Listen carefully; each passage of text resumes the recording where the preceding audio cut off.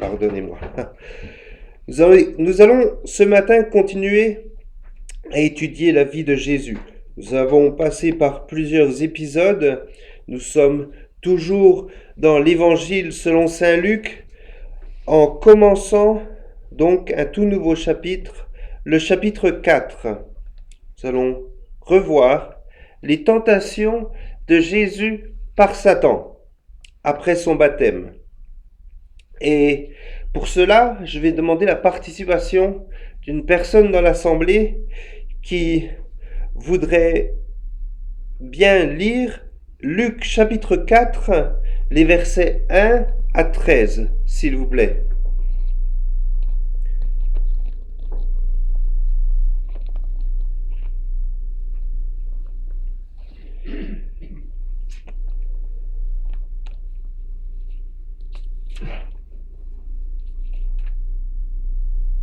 Luc chapitre 4, versets 1 à 13.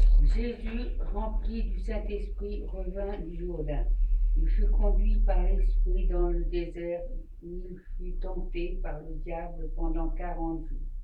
Il ne mangea rien durant ces jours-là, et quand cette période fut passée, il eut faim. Le diable lui dit, « Si tu es le Fils de Dieu, ordonne à cette pierre de devenir du pain. » Jésus lui répondit, « Il est écrit, l'homme ne vivra pas de pain seulement, mais de toute parole de Dieu. » Le diable l'emmena plus haut sur une haute montagne et lui montra en un instant tous les royaumes de la terre. Puis il lui dit, « Je te donnerai toute cette puissance et la gloire de ces royaumes, car elle m'a été donnée et je la donne à qui je veux.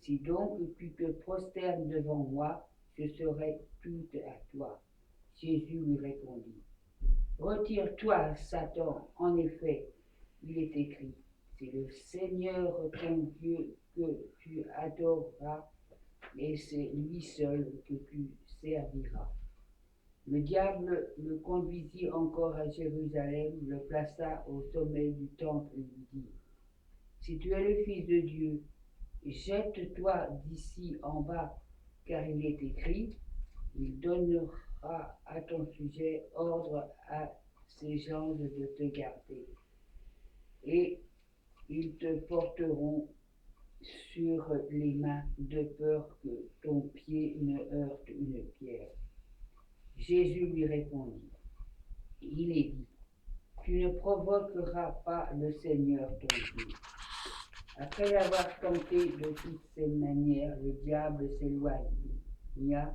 et de lui jusqu'à un moment favorable. Amen. La parole du Dieu vivant nous invite à prier. Encore une fois, notre Père, nous avons besoin de ton aide. Nous ne pouvons saisir le poids et la signification des paroles que nous venons d'entendre si par ta grâce, tu ne veux pas les illuminer de ton Saint-Esprit. Alors, incline-toi, s'il te plaît, à notre faiblesse. Donne-nous des oreilles pour entendre et des cœurs ouverts à accueillir la vérité de ces paroles, car nous le demandons au nom de Jésus. Amen.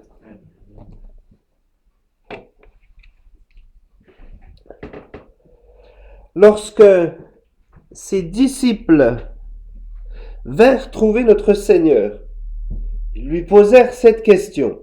« Seigneur, apprends-nous à prier. » En réponse à cette requête, comme nous le savons, Jésus leur a donné une prière modèle, appelée le Notre Père.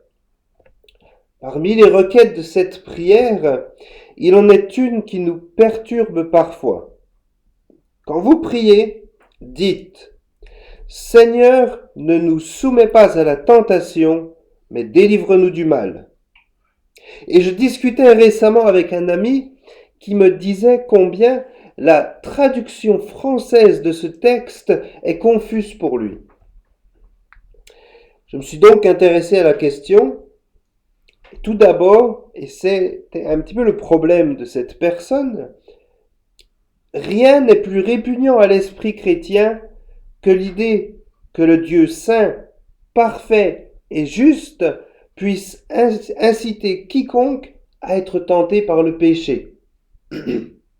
Dieu ne nous incite jamais à lui désobéir. Comme le dit saint Jacques, que personne, lorsqu'il est tenté, ne dise qu'il est tenté par le Seigneur, mais que nos tentations naissent de l'intérieur de nous-mêmes.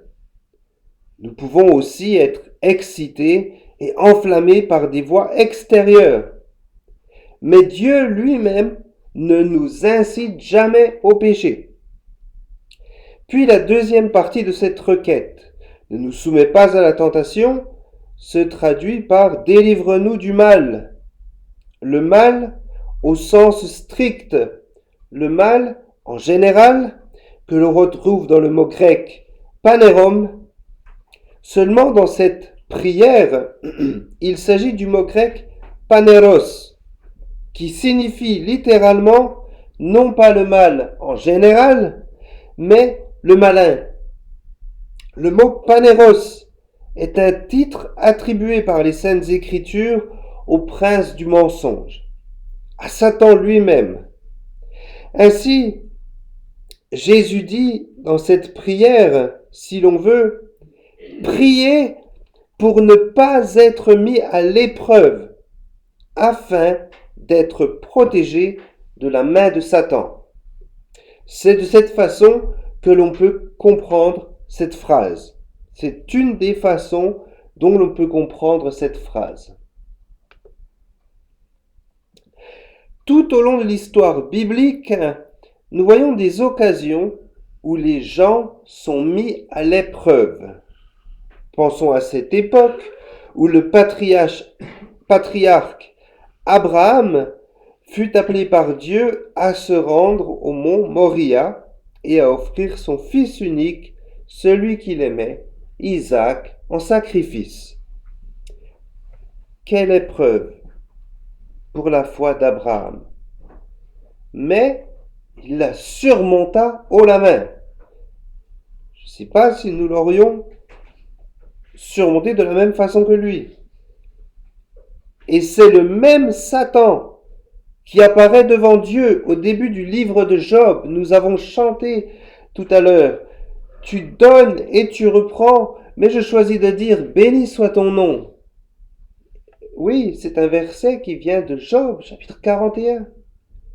Job, tu donnes et tu reprends, béni soit ton nom.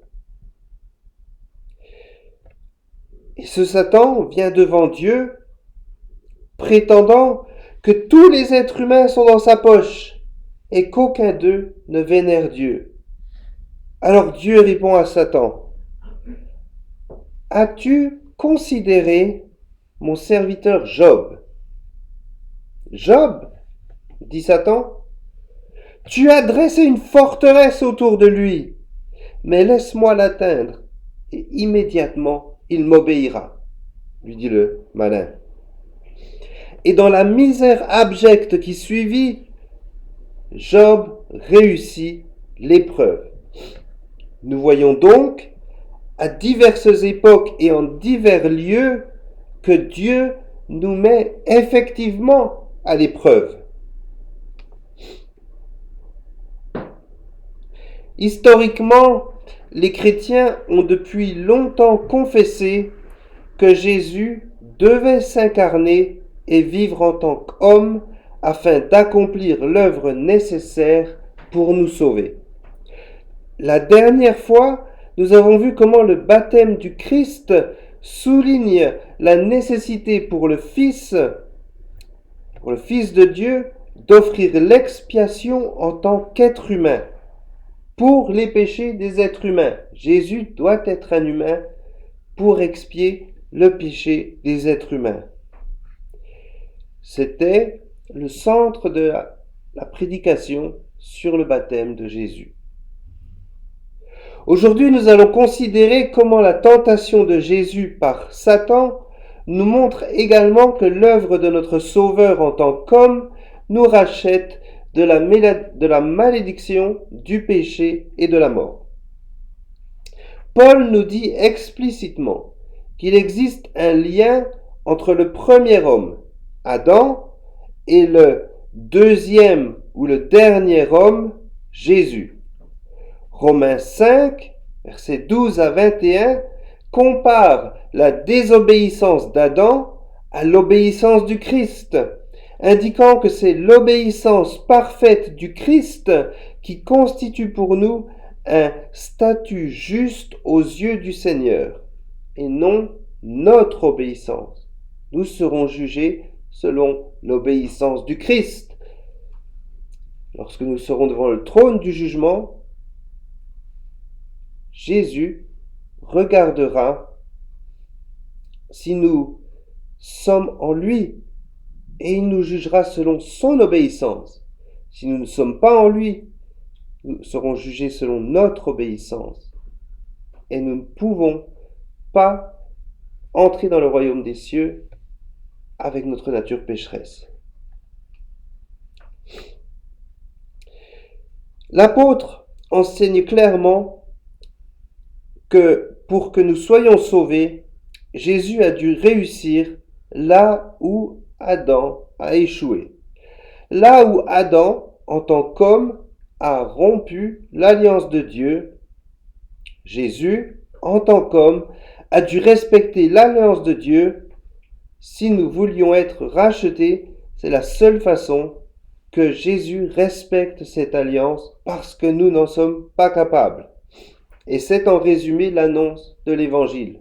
Jésus a vécu une vie parfaite à notre place, a pris notre péché, a échangé notre péché contre sa perfection pour que lui soit puni afin que nous ne soyons pas punis. Les récits évangéliques de la tentation de Jésus présentent la même vérité de manière plus implicite. Lors du baptême de Jésus, le Saint-Esprit l'a chargé d'exercer un ministère. Suite à cela, quel a été le premier acte du Christ? Lorsque Jésus a été baptisé, après cela, quel a été le premier acte du Christ? Luc chapitre 4 verset 1 nous donne la réponse. Jésus fut emmené par l'Esprit dans le désert pour être tenté par le diable. De toutes les choses que notre Seigneur aurait pu faire après son baptême, il a affronté la tentation éprouvante de la part de Satan dans le désert. Quiconque connaît un tant soit peu l'histoire biblique ne peut s'empêcher, lorsqu'il lit le récit de la rencontre de notre Seigneur avec le diable, de penser à la tentation d'Adam dans le jardin. La tentation de Jésus, la tentation d'Adam. Jésus a subi une épreuve semblable à celle d'Adam, mais elle était, en réalité, beaucoup plus difficile. Adam a rencontré Satan au paradis, où la vie était facile. Jésus a rencontré Satan dans le désert, où l'environnement n'était guère amical. Adam a apprécié la compagnie de sa femme, Ève. Jésus, lui, était seul.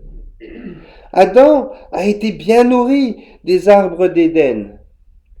Jésus, lui, jeûnait. En bref, Adam a échoué même si tout était pour lui. Mais Jésus a réussi même si, humainement parlant, toutes les chances étaient contre lui. Comme Adam, Jésus a été tenté de ne pas croire à la parole de Dieu, d'opposer une partie de celle-ci à une autre et de penser que le Père ne lui disait pas la totalité de l'histoire. Cependant, Jésus, étant pleinement confiant dans la vérité de Dieu, il n'a jamais cédé aux mensonges de Satan, contrairement à Adam et Ève dans le jardin, lorsque le malin a dit « Mais Dieu a-t-il bien dit cela ?» Et c'est ce que Satan fait avec Jésus lors de cette tentation. Mais est-ce que la parole dit vraiment cela? Nous allons le voir. C'est donc une histoire étrange. Jean-Baptiste vient de baptiser Jésus.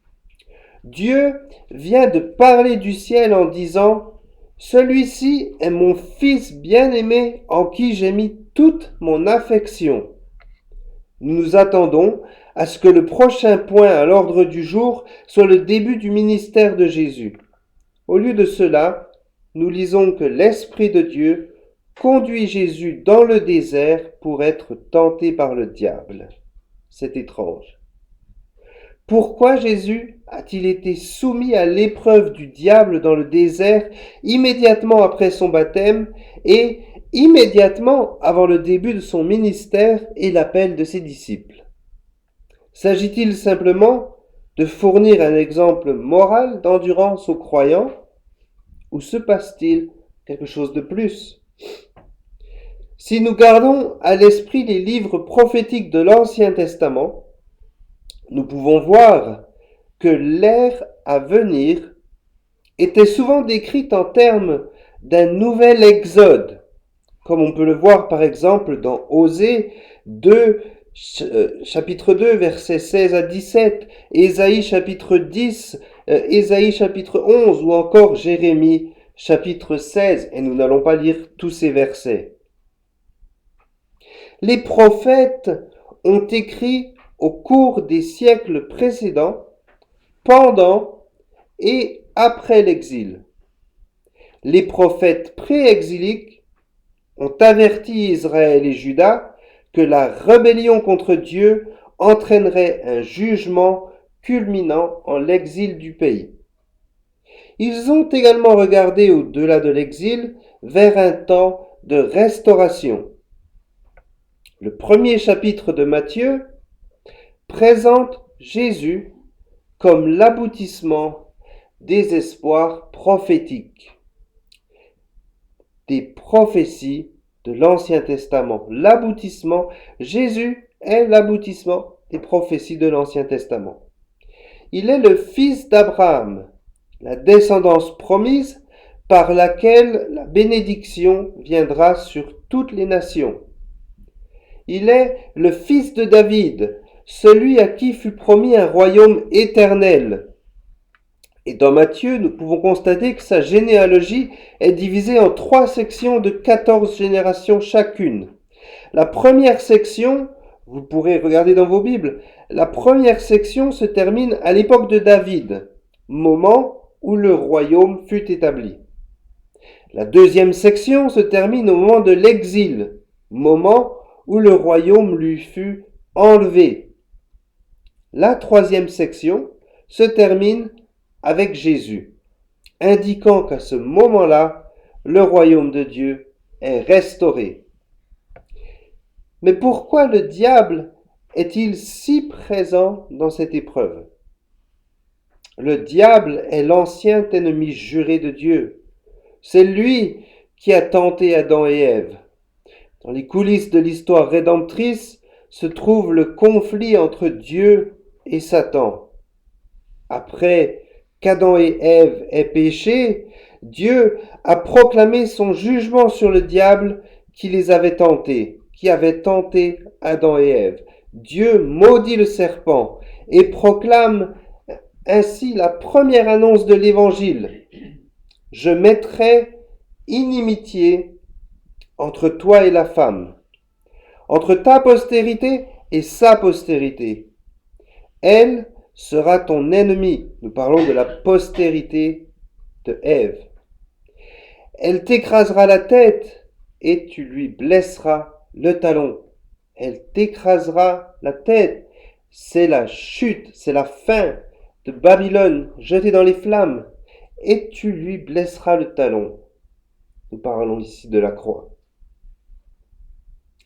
La tentation de Jésus par Satan dans le désert continue ce conflit de Dieu et du malin qui est toujours là pour essayer de lui mettre des bâtons dans les roues.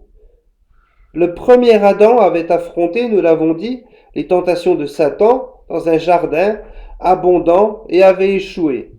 Le deuxième Adam fait face aux tentations de Satan dans un désert désolé et réussit. Si Jésus réussit là où Adam a échoué, c'est parce qu'il fait pleinement confiance à la parole de Dieu, ce qu'Ève n'avait pas fait, ce qu'Adam n'avait pas fait. Satan a déformé cette parole en tentant Adam et Ève et les a amenés à douter. Satan déforme la parole de Dieu en tentant Jésus. Mais Jésus ne faiblit pas. Alors, restez toujours sur vos gardes et gardez toujours la parole proche de votre cœur. Ne vous laissez pas influencer. Croyez dans cette parole. L'importance de ceci est que Jésus, comme Adam, a agi en tant que chef représentatif de la race humaine. L'échec d'Adam a apporté le péché et la mort. Pour être notre sauveur, il était nécessaire que Jésus vive une vie d'obéissance totale à Dieu. C'est ce que nous avons dit la dernière fois. Son absence de péché était absolument nécessaire à notre salut. Dans le désert, Jésus a été tenté comme Adam, mais il n'a pas péché. Nulle part dans les Écritures, nous ne voyons d'épreuve aussi importante que celle qui fut imposée à nos parents terrestres, Adam et Ève, dans le jardin d'Éden. Et maintenant, ici, au tout début du ministère de notre Seigneur Jésus, lorsqu'il fut conduit au désert pour y être tenté par Satan. Ainsi, nous lisons qu'après que Jésus eut été baptisé, il fut rempli de l'Esprit, qu'il revint du Jourdain, puis qu'il fut conduit au désert par ce même Esprit qui descendit sur lui comme une colombe au Jourdain. C'est le Saint-Esprit envoyé par le Père qui conduit le Fils dans ce lieu d'épreuve. C'est ce Saint-Esprit qui est descendu sur Jésus le jour de son baptême qui le conduit dans le désert, dans ce lieu d'épreuve, dans le désert de Judée. Peut-être que vous le savez, pendant la réforme du XVIe siècle, Martin Luther était parfois pris avec les assauts et les attaques de Satan. Luther ressentait parfois si vivement la présence de Satan qu'une nuit, il fut réveillé et se défendit courageusement en prenant l'encrier sur son bureau et le lança sur Satan. Puis Luther se lamentait d'avoir subi ce qu'il appelait l'Anfechtung du diable, c'est-à-dire en allemand l'assaut débridé de Satan. Mais cette Afterschüttung qui assiégeait Martin Luther n'était pas comparable à l'assaut qui fut mené contre Jésus. Le diable a tourmenté Martin Luther. Il l'a agressé, il l'a attaqué, mais maintenant, dans le désert de Judée, c'est la guerre ouverte. C'est la guerre éclair de l'enfer qui s'abat sur notre Sauveur. Or, en premier lieu, comme nous l'avons vu dans les épisodes précédents de la vie de Jésus, nous voyons de forts contrastes, nous l'avons dit, et il faut le répéter parce que c'est une comparaison qui est très importante entre la tentation d'Adam et Ève et celle de notre Seigneur. Reconsidérons-la dans le contexte. Le cadre de l'épreuve d'Adam et Ève était un magnifique jardin paradisiaque, un festin gastronomique qui fut servi à nos premiers parents. Ils pouvaient manger librement de tous les arbres du jardin dans ce lieu magnifique, sans aucune trace de la chute de la nature, ni ronces, ni épines, ni douleurs, ni mort. Adam fut soumis à la tentation en présence de sa compagne, et il ne fut pas exposé aux ruses du serpent lorsqu'il était seul. Son ventre était plein, sa compagne était présente, et il était encouragé et soutenu. Parlons de Jésus. Jésus fut conduit dans le désert de Judée. Si vous l'avez déjà vu, c'est l'un des endroits les plus abandonnés de la planète. C'était le désert désolé de Judée. Certaines personnes y sont allées. Si vous êtes déjà allé à Israël, vous avez, quand vous allez là-bas, devant vous un désert, l'un des plus sinistres et les plus menaçants que l'on puisse trouver au monde. On dit que les seuls habitants du désert de Judée sont les serpents, les scorpions et quelques espèces d'oiseaux.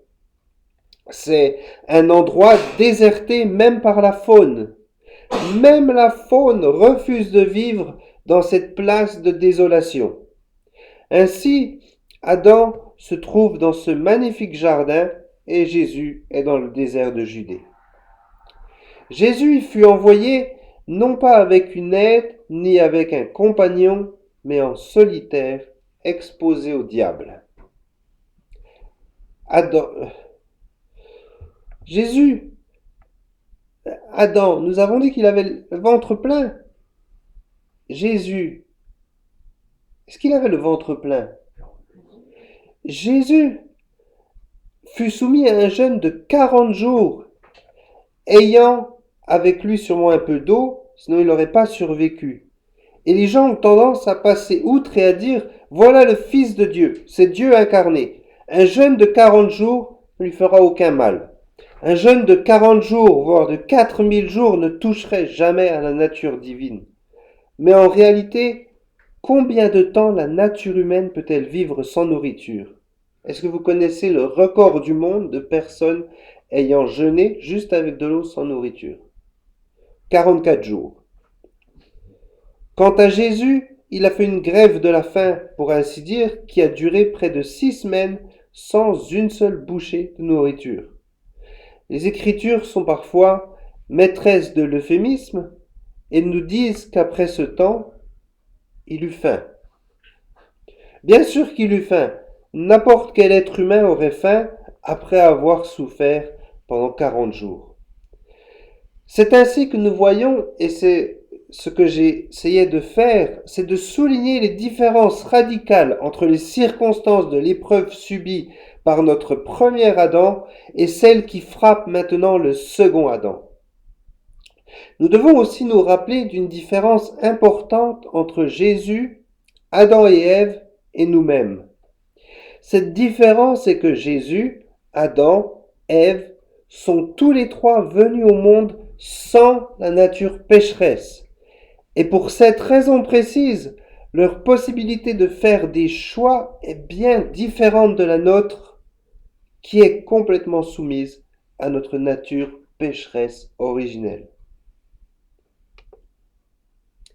Alors nous sommes maintenant dans le désert de Judée, et tout comme Ève en Éden, Jésus, le Fils de Dieu, écoute les paroles du diable. Satan, utilisant toujours la même méthode, le mensonge. Si tu es le Fils de Dieu, transforme ces pierres en pain. Si tu es le Fils de Dieu, que fais-tu ici à mourir de faim? Tu ne devrais pas avoir à supporter cette humiliation. Mais Dieu le Père l'a dit, tu es Jésus, mon Fils, mon bien-aimé, mon Fils qui me comble de joie. Nous concernant, nous devons être avertis que c'est la méthode du malin, d'introduire la tentation dans les moments de douleur. Le diable aime introduire la tentation dans les moments de douleur, les moments de souffrance, dans les moments de besoin. Si vous avez faim, mangez donc de ce fruit. Qu'est-ce qui vous en empêche? Mais ce que Jésus va répondre n'était pas seulement par du Midrash dans le Talmud, qui est la tradition orale juive, mais c'est surtout écrit dans les saintes écritures, dans la Torah, la loi écrite. Ainsi, la tentation de Satan est contrée par Jésus citant la Bible. Il est écrit « L'homme ne vivra pas de pain seulement ». Il y a ici un grand avertissement pour les chrétiens, car pour contrer le malin avec la parole de Dieu, nous devons absolument connaître cette parole. Beaucoup parmi nous savons que Satan ne se laisse pas décourager. Il emmène alors Jésus sur une haute montagne et montre à Jésus tous les royaumes du monde. Puis le diable lui dit, toute cette autorité, toute l'autorité qui accompagne les monarchies de chaque royaume de cette planète, je te la donne, car c'est à moi qui te l'a donnée. Je suis le prince de ce monde, et je peux donner autorité aux rois, aux politiciens, à qui je veux, et je te donnerai toute l'autorité de chaque nation que tu vois. Est-ce que c'est vrai ça aujourd'hui, ce que Satan dit à ce moment-là, qui est le prince du monde, qui a toute autorité? Que dit Romains 13, verset 1? Que toute personne soit soumise aux autorités supérieures, car il n'y a point d'autorité qui ne vienne de Dieu, et les autorités qui existent ont été instituées de Dieu. Satan, éloigne-toi de moi, car il est écrit, tu adoreras le Seigneur ton Dieu, et tu le serviras lui seul. Et nous l'avons lu dans le psaume 103 ce matin. Jésus résista au malin en citant la parole de Dieu. Et plus tard, que dira Jésus? Tout pouvoir m'a été donné dans le ciel et sur la terre. Car Jésus est ressuscité, et comme le dit la Bible, l'homme fort est désormais lié. Le malin est lié. Satan décide alors de citer quelques versets de son cru. Rappelez-vous toujours que Satan, lui aussi, connaît la Bible par cœur. Il la connaît mieux que nous. Il connaît la Bible bien mieux que moi. Satan connaît sur le bout des griffes toutes les méthodes d'interprétation de la Bible. La première règle est que l'Écriture interprète l'Écriture, c'est-à-dire que chaque verset de la Bible s'interprète avec une autre partie de la Bible, ce qui signifie que le Saint-Esprit est l'interprète de l'Écriture même. C'est un principe biblique que l'on n'oppose pas une partie des Écritures à une autre. La Bible ne se contredit pas. Nous sommes maintenant sur la flèche du temple, le même endroit d'où quelques années plus tard les pharisiens jetteront Jacques, le frère de Jésus. Maintenant, Satan dit à Jésus de sauter, car Dieu dit qu'il donnera à ses anges la charge de te garder entre leurs mains. Ils te porteront de peur que ton pied ne heurte une pierre, citant le psaume 91. Puis le malin ajoute, voyons si tu peux vraiment faire confiance à la parole de Dieu, puisque tu veux utiliser la parole de Dieu. Nous l'avons dit, la parole ne se contredit pas. Jésus lui répondit alors, ta citation de l'Écriture est exacte, mais ton interprétation est en contradiction avec tout le reste de la parole de Dieu. Si je sautais de ce sommet, je mettrais Dieu à l'épreuve, et il ne m'est pas permis de le mettre à l'épreuve. Lui me met à l'épreuve, et je n'ai pas besoin de sauter de ce temple pour savoir que les anges me garderont, simplement car mon Père me l'a dit. Je le crois car mon Père me l'a dit. Vous savez maintenant d'où vient l'expression faire le saut de la foi. C'est pas une super origine.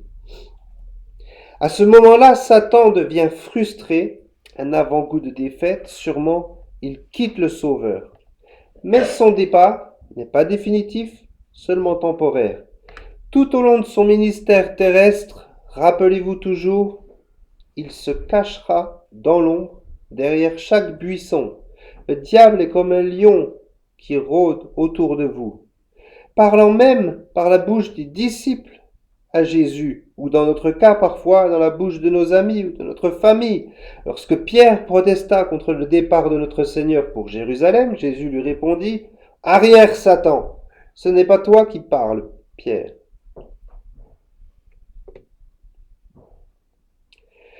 Finalement, Job l'a dit au milieu de son épreuve.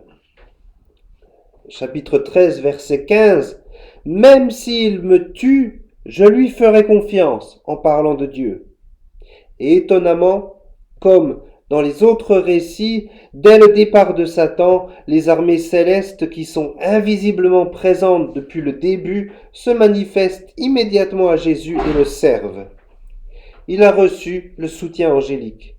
N'oubliez pas que dans l'épreuve, les anges sont prêts à intervenir. Restez persistants, restez persévérants.